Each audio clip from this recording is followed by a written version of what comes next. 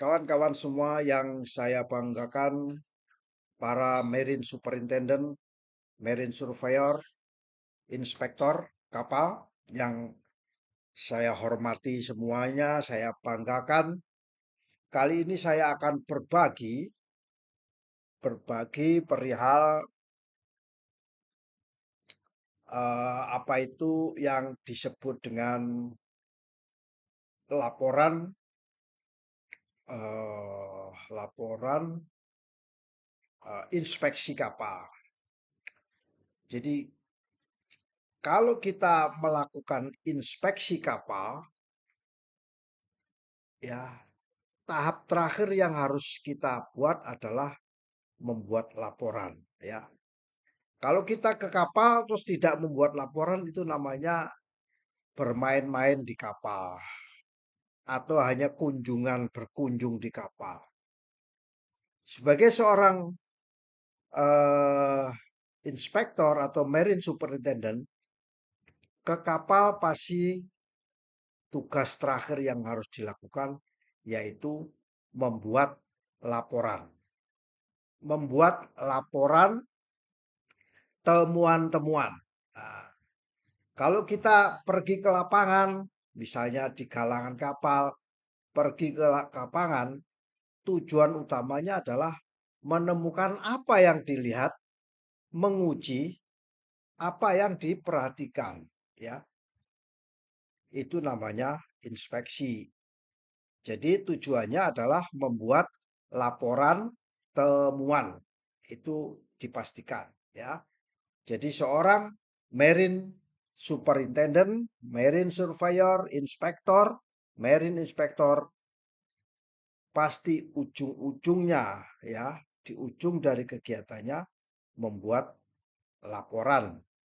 Laporan berisi temuan-temuan inspeksi kapal. Nah, laporan-laporan yang dibuat ini, temuan-temuan laporan, temuan yang dimasukkan di dalam laporan, itu harus dimasukkan ke dalam, ditujukan kepada pihak-pihak yang wajib mendapatkan laporan.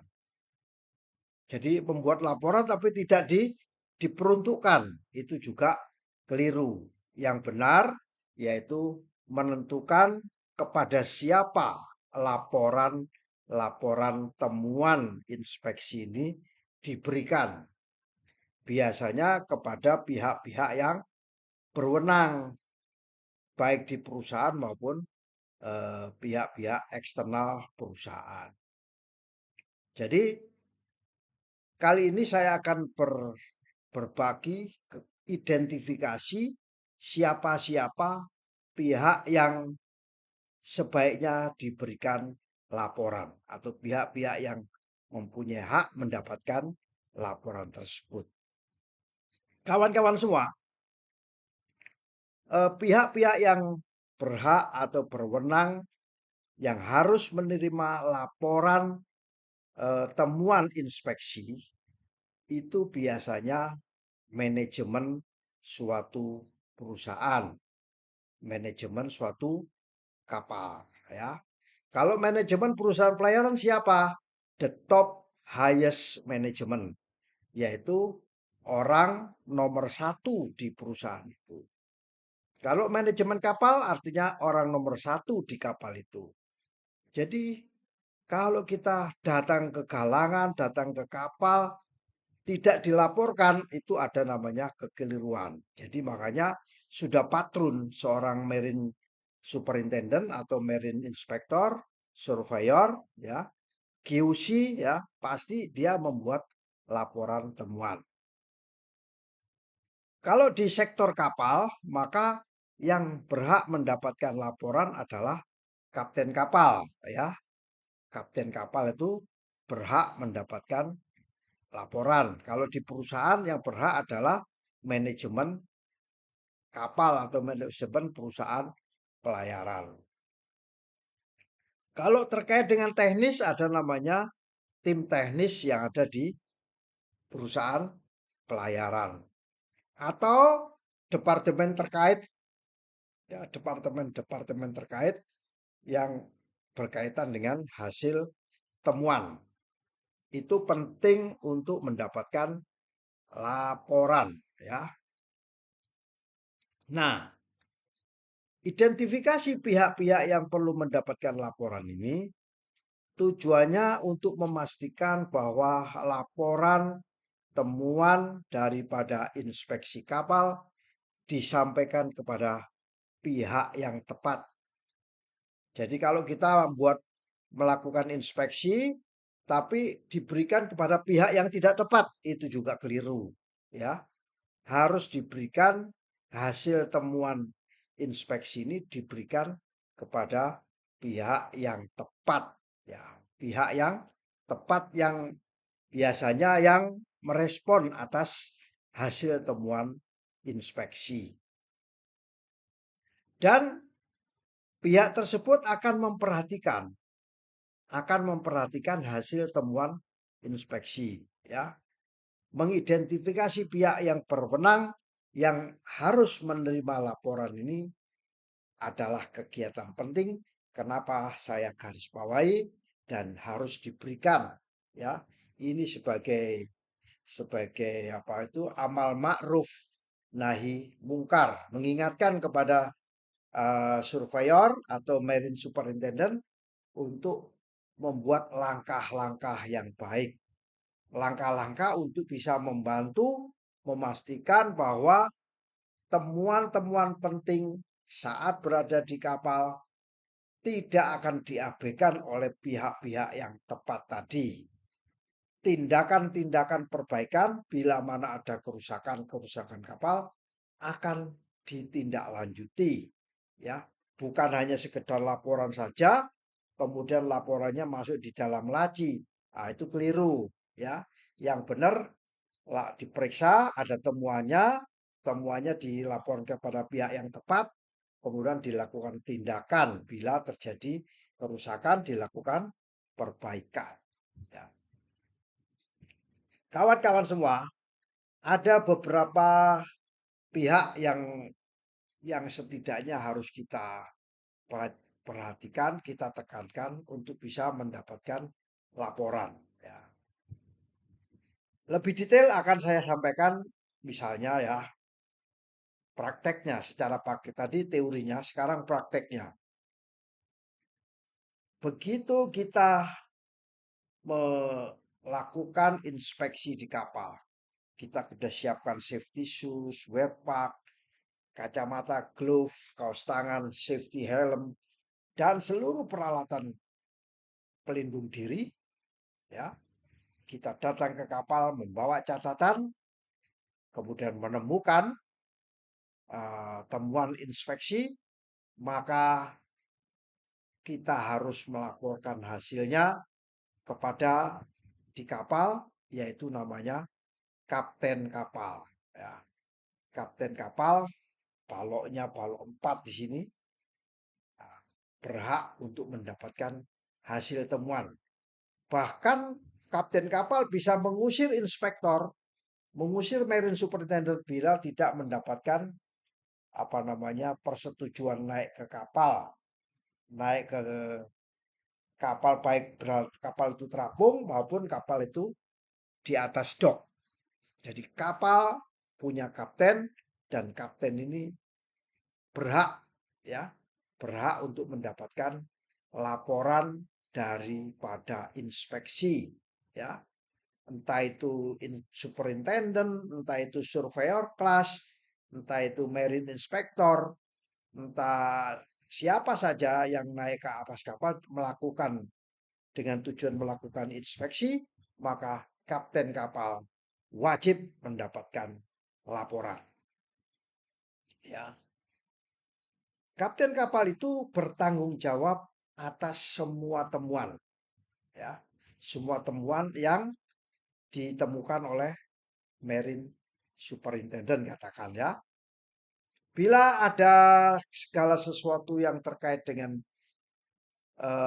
berdampak pada keselamatan kapal, maka kapten kapal akan menindaklanjuti, ya, menindaklanjuti. Bila berpengaruh kepada operasional kapal, maka juga ditindaklanjuti. Semua itu dilakukan secara komprehensif, menyeluruh agar kapal itu layak atau seaworthiness. Itulah kenapa kapten kapal mempunyai hak untuk mendapatkan laporan. Dan yang menanggung suatu accident bila kapal itu terjadi accident, maka yang menanggung penanggung jawab paling utama di atas kapal adalah kapten kapal. Jadi laporkan hasil inspeksi itu kepada kapten kapal. Semua temuan yang mempengaruhi atas keselamatan akan ditindaklanjuti oleh kapten kapal. Dan hukumnya wajib ditindaklanjuti. Ya. Kelaikan kapal yang membuat temuan yang membuat kapal tidak layak, maka wajib ditindaklanjuti oleh kapten kapal. Dan semua temuan harus dilaporkan kepada kapten kapal.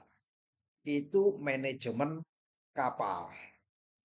Pak, apakah hanya kapten kapal yang diberi laporan? Tidak, ternyata. Ada satu figur lain yang harus diberikan laporan. Siapa itu? Yaitu KKM, ya, KKM, Kepala Kamar Mesin, atau bahasa Inggrisnya Chief Engineer, ya, Chief Engineer. Chief Engineer bertanggung jawab atas permesinan kapal, mesin induk, mesin bantu, pompa-pompa, elektromotor, genset, semuanya bertanggung jawab, sehingga temuan-temuan yang terkait dengan sistem kapal, sistem keteknisan kapal, sistem permesinan kapal, maka wajib ditindaklanjuti oleh pihak KKM. Ya. Jadi ada dua pihak di dalam manajemen kapal ini yang harus ditindaklanjuti, yang harus dilapori, ya. Temuan terkait dengan mesin kapal, terkait dengan katakan genset, listrik, cabling, dan lain-lain harus dilaporkan kepada KKM, ya, terkait dengan keteknisan, ya. Kalau di Indonesia dikenal dengan ahli teknik ATT, ya. Kalau kapten ANT, ya, ANT, ya. Nah, itu pihak manajemen kapal, ya, pihak manajemen kapal. Nah, lalu di perusahaan siapa? Di perusahaan pelayaran hukumnya wajib diberikan laporan hasil temuan inspeksi. Siapa itu? Yaitu departemen atau tim teknis, tim perawatan, tim repair, dan tim maintenance. Atau pihak yang akan melakukan pengedokan kapal itu. Wajib diberitahu, ya.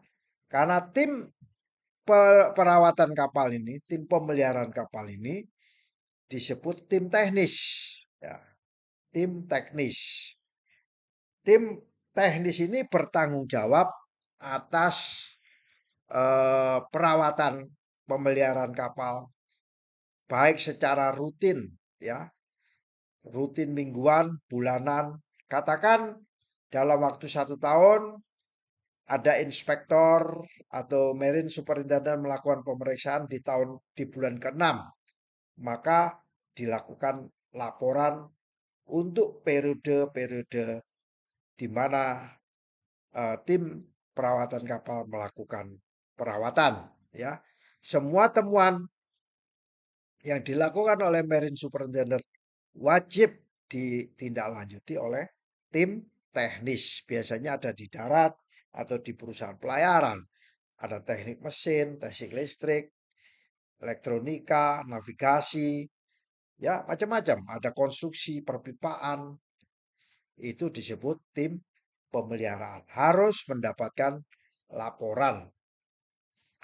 Tujuannya apa? Agar mereka memperbaiki atau dimasukkan dalam daftar perbaikan kapal. Bila tidak bisa dilakukan secara terapung, maka dilakukan melalui atau kapal pada saat docking.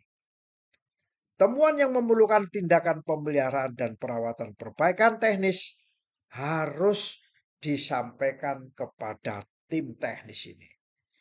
Bila sampean datang ke kapal sebagai marine superintendent, kemudian masuk ke kapal yang dikasih laporannya hanya kapten kapal dan KKM saja, tim teknis yang ada di perusahaan pelayaran tidak diberi laporan, maka ada yang timpang.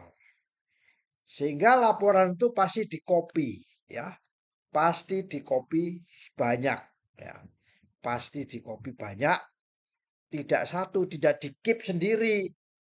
Laporan itu tidak dikip sendiri, tapi harus didistribusikan, ya, kepada pihak-pihak yang terkait. Bahkan kepada tim yang terkait listrik misalnya, ya. Listrik kapal itu kan mulai dari genset, cabling, konektor, connection, penetran sampai masuk di MSB, main switchboard, kemudian didistribusikan ke peralatan elektronik, listrik dan elektronik kapal. Maka apa namanya electrical engineer harus dilapori. Jadi electrical engineers biasanya perusahaan pelayaran mempunyai tenaga listrik tersendiri, ya. Listrik sendiri. Temuan yang berkaitan dengan kelistrikan ini biasanya harus dilaporkan kepada tim eh, elektrik, orang elektro biasanya, insinyur elektro akan memperbaiki. Ya. Kalau dia harus kuat ya kepada insinyur listrik harus kuat. Kalau yang harus lemah ya elektronik ya, insinyur elektro yang jurusan elektronika. Jadi sudah ada setidaknya 4 orang, yaitu kapten kapal, KKM, tim pemeliharaan, dan listrik. Ini wajib kita berikan distribusi laporan. Nah, ada lagi namanya departemen terkait. Ya, tentunya kita periksa kapal tidak mungkin hanya pada 4 orang saja keperpihakannya, tapi ada orang safety officer yang tugasnya di dalam departemen keselamatan.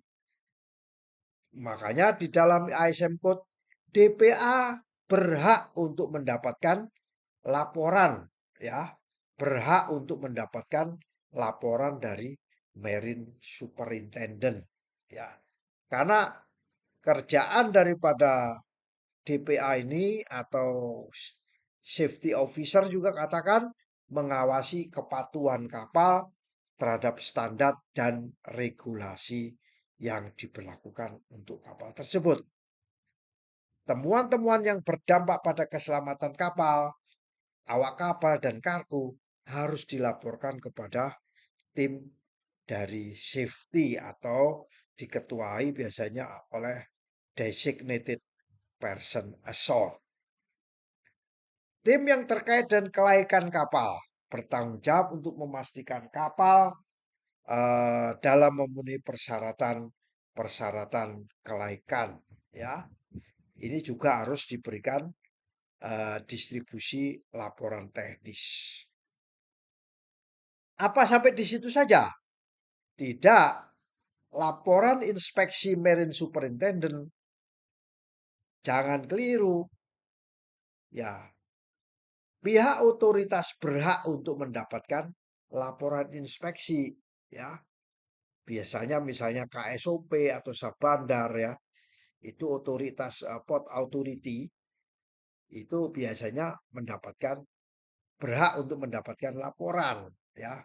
Regulator katakan, ya, regulator, terutama regulator yang ditempatkan di pelabuhan tertentu atau KSOP, kepala KSOP, ya, itu. Dia akan memeriksa apakah kapal yang di dalam lingkungan kepelabuhan tempatnya dia beroperasi itu memenuhi ketentuan lokal atau dan internasional atau tidak.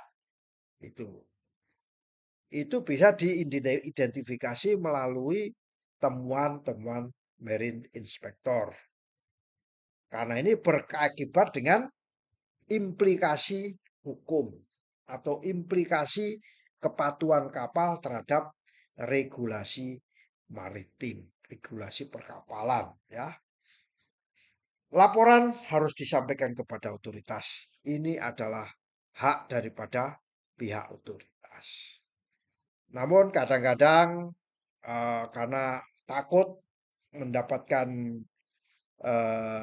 apa itu perhatian dari pihak otoritas, akhirnya apa itu namanya laporan marine superintendent akhirnya dikip sendiri di kalangan perusahaan sendiri, nggak dilaporkan kepada pihak otoritas perkapalan. Ya, itu sebenarnya sedikit ada kekeliruan. Jadi pihak otoritas itu yang bertanggung jawab atas kelayakan suatu kapal. Ya, kira-kira itu kawan-kawan semua para marine superintendent atau inspektor, marine surveyor atau pihak-pihak yang terkait dengan inspeksi kapal.